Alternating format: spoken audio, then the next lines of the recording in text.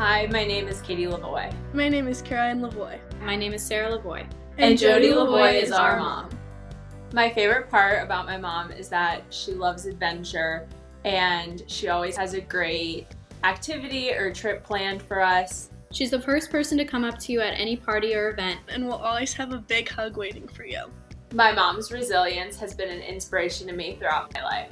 Watching her go through some of the toughest times and then some has really shown me how to keep putting one foot in front of the other and to make the best with the cards that you're dealt. My mom is the strongest leader I've ever seen. She always says there's no problem we can't solve together. She is truly someone I look up to and will always continue to brag about. She makes us proud to be LaVoie women. I'm so thrilled and excited and lucky to introduce my mom, Jody LaVoie.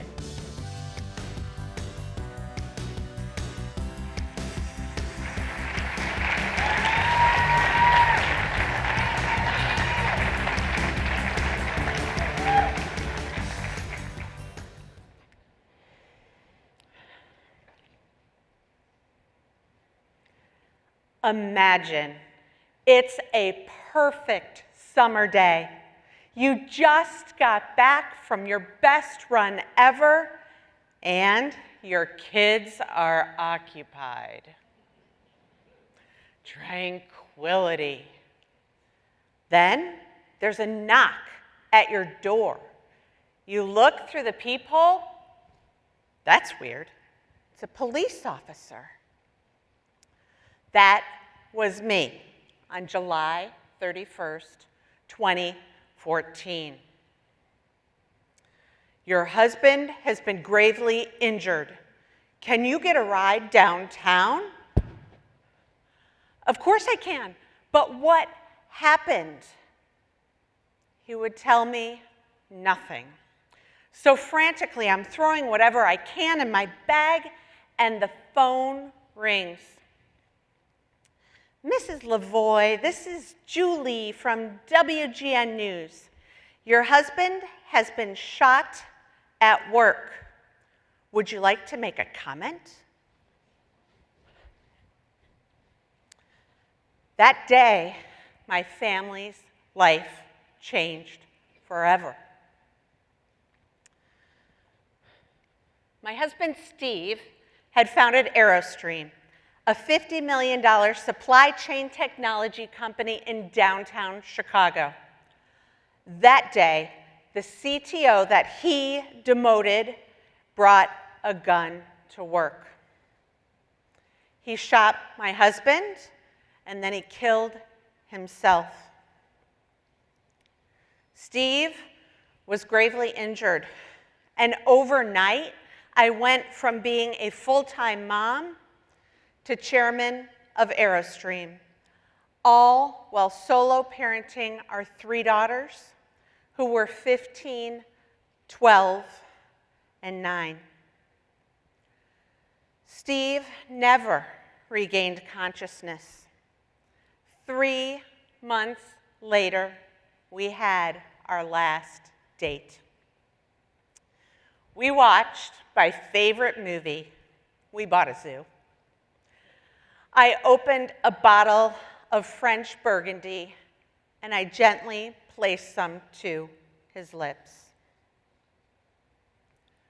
The next day, Steve was gone. Steve and I talked about Aerostream every day. It was like our 4th child. The plan was, if anything were to ever happen to him, I'm in charge. A few more details to that plan would have been nice, honey.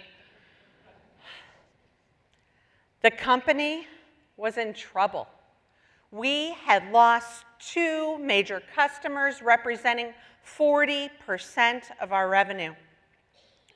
Our technology was stale, and we were having PR and branding issues for sure. This could go south fast. Personally, we were highly leveraged in the business, responsible for friends and family's investments, and the livelihoods of 65 employees and their families. No pressure, right?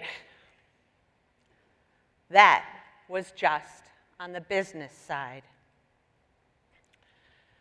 At home, we were hopeful, but inside, my daughters were panicking. Their world was no longer a safe place, and everything they knew had come crashing down, and no thanks to social media, everyone knew it. This mama bear was not going to lose her daughters, too. My girls and I, we battled through so many fears with a ton of tears. Personally, my heart started skipping beats. I had to wear a Holter monitor to make sure it was not life-threatening. Fortunately, it was just stress. With the dedication of the AeroStream team, we were able to turn the business around and sell to private equity 3 years later. I was finally able to breathe. But what would be next for me? I saw so many widows struggling, and I knew with my experience I could help them. My client, Christine, came to me and she said, "Jody, every month I get a call from the collections agency. Hello, Christine, this is Sally. Can we tack on an extra $25 to your monthly payment for your late husband's dialysis?" I mean, come on. At this rate, I'm already going to be paying for 23 more years. Jody, what should I do? Fortunately, I was able to connect her to an attorney who could help. Serving all of these widows revealed a painful truth. Grief is universal. Support is not. Standard policies for bereavement don't offer much. A few days off, maybe a couple EAP visits, perhaps you send flowers. Then the day after the funeral, employees are expected back at work. Top producers are struggling. Their managers don't know how to support them, and their coworkers don't know what to say, so they all shy away. That's just at work. At home, they face a mountain of new responsibilities and tasks. Grief is universal. Support is not.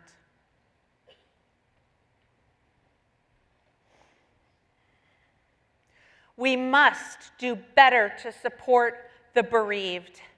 They are lost, grieving alone. Support changes lives. I've experienced it, and I've seen it firsthand. 8 weeks ago, I bumped into Christine at a restaurant, and she ran up to me, and she gave me the biggest hug ever. And she said, "Thank you. I've got my confidence back. I know I can do this. Your help changed my life." All I did was give her the support and tools that she needed. Grief in the workplace costs companies $78 billion a year. How much is it costing you? Here's what you can do. Go home, take a fresh look at your bereavement policies, educate your managers and your employees on how to empathize and humanize. This is more than just a human issue. It affects your bottom line. Grief is universal. Support is not. We have the power to change that. Together, let's do it.